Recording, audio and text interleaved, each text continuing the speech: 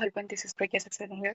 Welcome to Pragya डिको। और आज का जो टॉपिक है वो बहुत ज़्यादा इम्पोर्टेंट है, क्योंकि शायद आपने थंबनेल पे देखा हो कि जो 2024 में पेपर 6 हुआ था, तो उस पे 4 टॉपिक्स दिए जाते हैं। अब अगर आप 4 टॉपिक्स अगर आपने बहुत अच्छे से मैच किए होंगे, तो जो आपके सिलेबस में मेंशन है ना, उसमें से शायद ही है एक टॉपिक आपका मैच होता हो।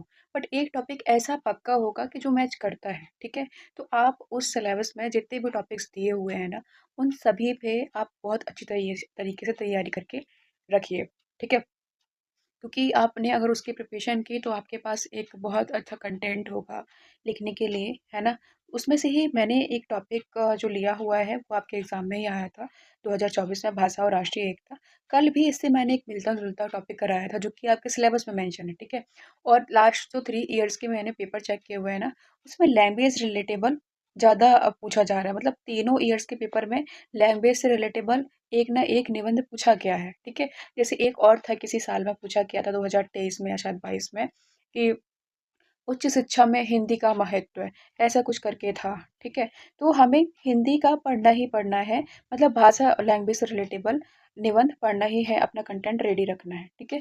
तो हम स्टार्ट करते हैं, टॉपिक है आपका भाषा और राष्ट्रीय एकता। अब देखिए भाषा क्या है? भाषा बात करने का माध्यम है ना? अब जो मैं आपको ट्रांसलेट कर रही हूँ या जो आपको स्क्रीन पे दिख रहा है या जो मैं उसे बता पा रही हूँ, अगर आप मुझे समझ पा रहे हैं, तो ये क्या है? कौन-सा माध्यम है बीच में? तो बीच में जो माध्यम है वो किसका माध्यम है? भाषा का माध्यम है। यानी कि भाषा बात करने का माध्यम है, अपनी बात पहुँचाने का माध्यम है, ठीक है? राष्ट्रीय एकता पूरे देश के लोगों में एकता और भाईचारा, है ना? तो ये हो गया। अब मैं आपको थोड़ा-सा डिफ़रेंस और बताऊँगी, फिर हम मूव करेंगे कि आपको क्या लगता है कि भारत की कोई नेशनल लैंग्वेज यानी कि राष्ट्रभाषा है क्या? राज्य भाषा क्या होती है और राष्ट्रभाषा क्या होती है ना? तो नेशनल लैंग्वेज की बात करूँ या स्टेट लैंग्वेज, ओके, राज्य भाषा, है ना? और या फिर मैं बात करूँ कि राजभाषा क्या होती है? किसकी बात करूँ?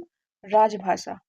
तो ये 3 टाइप्स होते हैं आपके लैंग्वेजेस के, नेशनल लैंग्वेज, स्टेट लैंग्वेज और राज, है ना, ऑफिशियल लैंग्वेज जिसे बोलते हैं।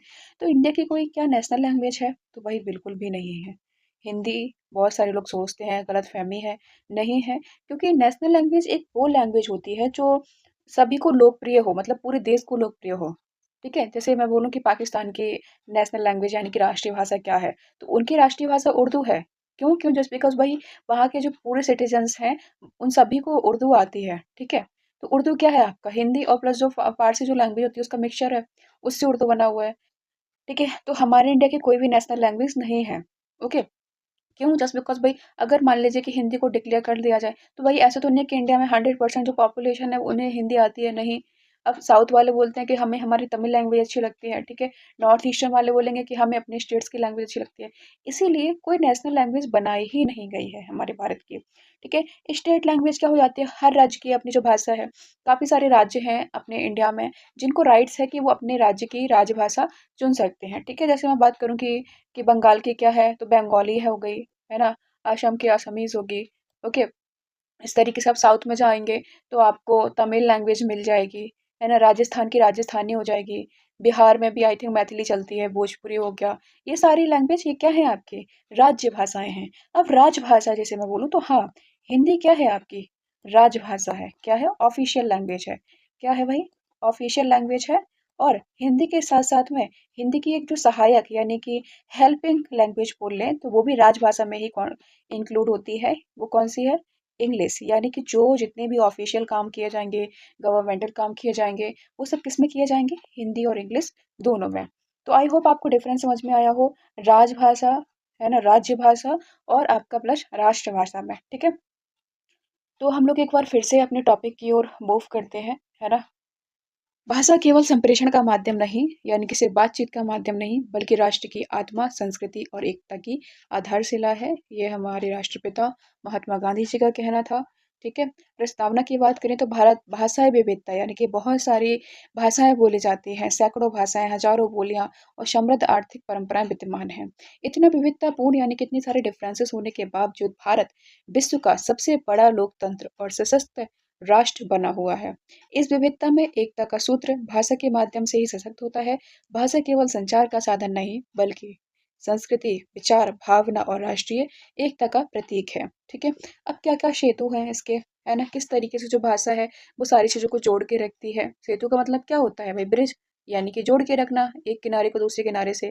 तो किस-किस को जोड़ के रखती है? सांस्कृतिक एकता को मजबूती, भावनात्मक निकटता और राष्ट्रीय गौरव, विविधता में एकता की पहचान है, समावेशी एवं समृद्ध भारत का निर्माण करती है क्या? भाषा। अब बात कर लेते हैं भाषाई विविधताओं की। तो मैंने अपने जो लास्ट वाला जो टॉपिक था, राष्ट्रीय एकता और सामाजिक समरसता, अगर आपने नहीं देखा है तो वो भी टॉपिक देख लीजिए, वो आपके सिलेबस में एज़ इट इज़ मेंशन है, ठीक है? सारी टॉपिक्स में जितने करा रही हूँ ना, वो सारे ही बहुत इंपॉर्टेंट होने वाले हैं। और अगर आपने पूरी सीरीज़ देख ली ना इसकी, तो मैं 110% कहती हूँ कि आपका पेपर 6 बहुत अच्छा जाएगा और आप बहुत अच्छा स्कोर कर सकते हैं उसमें, ठीक है? तो शेड्यूल्ड लैंग्वेज जो हमारे शेड्यूल 8 में मेंशन है, वो कितनी भाषाएँ हैं? 22, ठीक है? संविधान की 8वीं अनुसूची यानी कि 8th शेड्यूल में 1600 से अधिक मातृभाषाएँ यानी कि जो मदर लैंग्वेजेस होती हैं, जिनकी अपनी-अपनी भाषाएँ होती हैं, छोटी-छोटी जगह पे भी लोग अपनी लैंग्वेज बोलते हैं।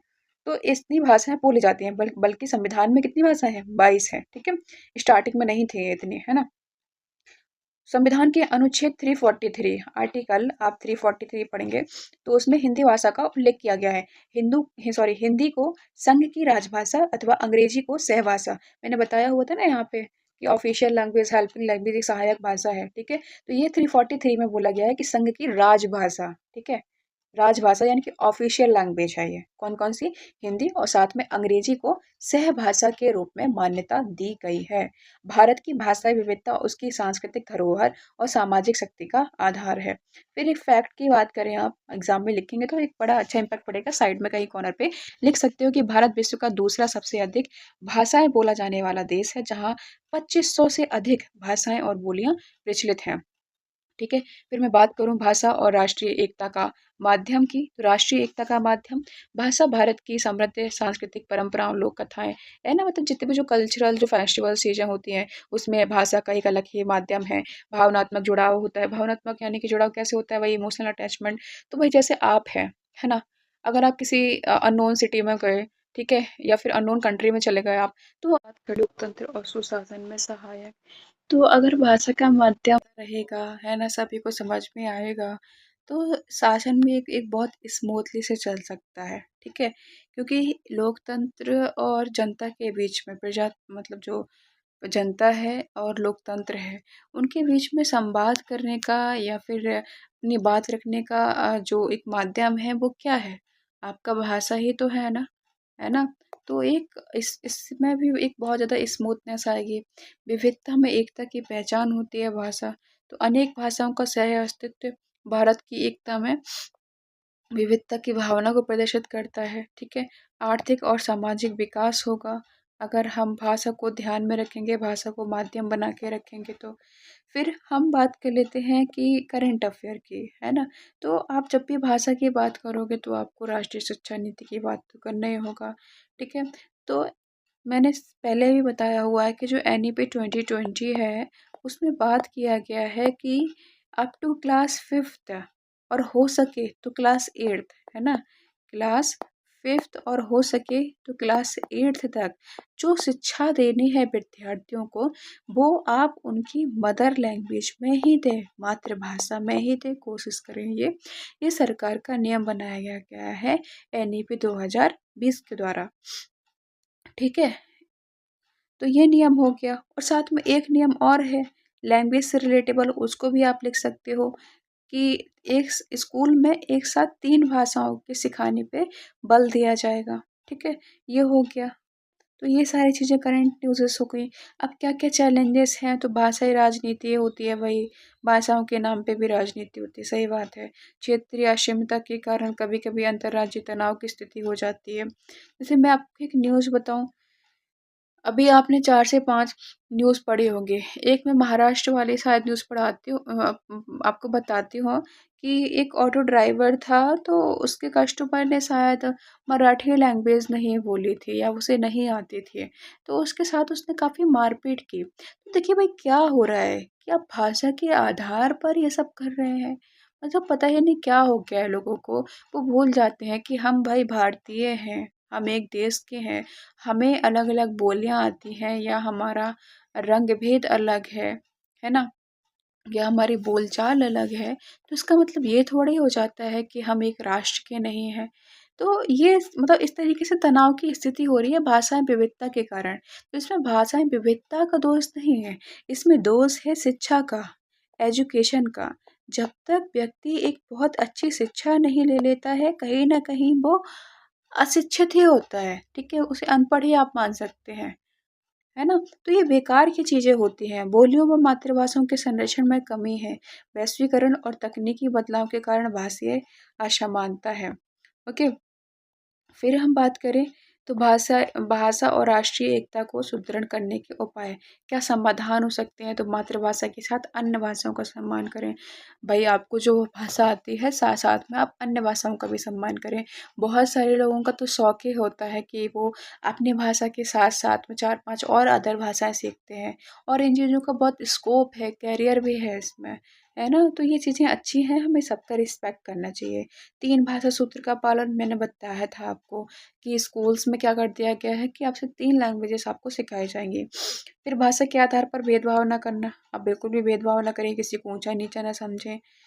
ओके, अनुवाद और भाषा सीखने को बढ़ावा देना चाहिए। राष्ट्रीय स्तर पर संपर्क भाषा का प्रयोग करें कि जो मतलब कॉमन लैंग्वेज हो, है ना? जैसे मेनली कॉमन लैंग्वेज तो इंग्लिश ही बोली जाती है, तो क्या-क्या उससे फ़ायदे होते हैं, तो राष्ट्र की प्रगति और विकास में सहयोग मिलेगा।